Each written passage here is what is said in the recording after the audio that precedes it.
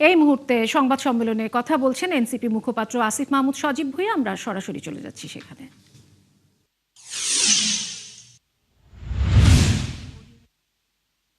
পক্ষ থেকে কৃতজ্ঞতা জানাচ্ছি। যদি তারা আত্মত্যাগ না করতো তাহলে হয়তো স্বাভাবিক প্রক্রিয়ায় 24-এর মতো 29 সালে আবারও আমরা আরেকটা ভোট চুরির মাধ্যমে আওয়ামী লীগকে আবার ক্ষমতায় আসতে দেখতে পেতাম।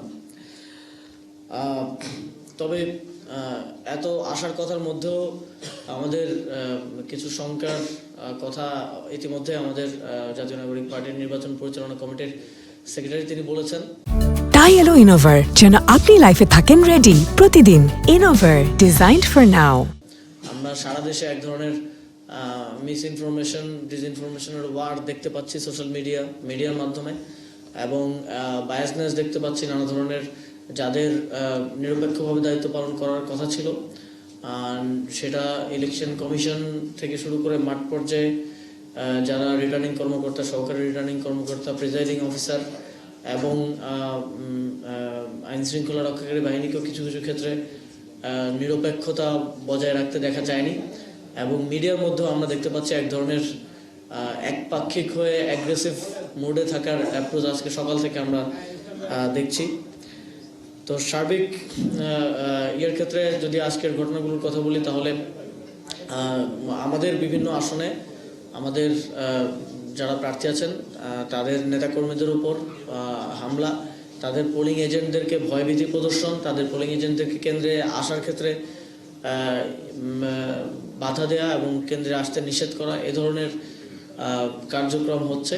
আমরা আশা করব সেক্ষেত্রে স্থানীয় যারা নির্বাচনে দায়িত্বশীল আছেন, সকল প্রতিষ্ঠান সংশ্লিষ্ট সবাই দায়িত্বশীল ভূমিকা পালন করবেন এবং লেভেল প্লেইং ফিল্ড আগামীকাল নির্বাচন শেষ হওয়া পর্যন্ত বজায় রাখবেন। এবং আমরা দেখেছি যে আজকে সারা দেশে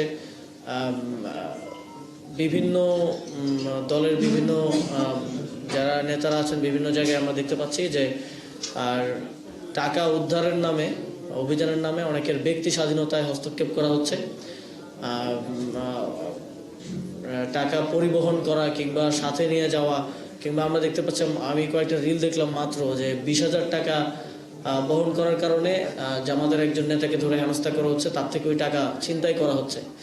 তো এইটা আমরা তো বিগত 17 মাসে দেখছি যে কিভাবে চাঁদাবাজি হচ্ছে। এখন নির্বাচনকে কেন্দ্র করে আবার টাকা উদ্ধারের নামে অনেকের টাকা বহন করা, কিংবা কারো বাসায় যদি টাকা রাখা হয়। আমি একটা নিউজ দেখলাম যে কোনো একজন নেতার বাসা থেকে 7 লাখ টাকা এবং ল্যাপটপ উদ্ধার।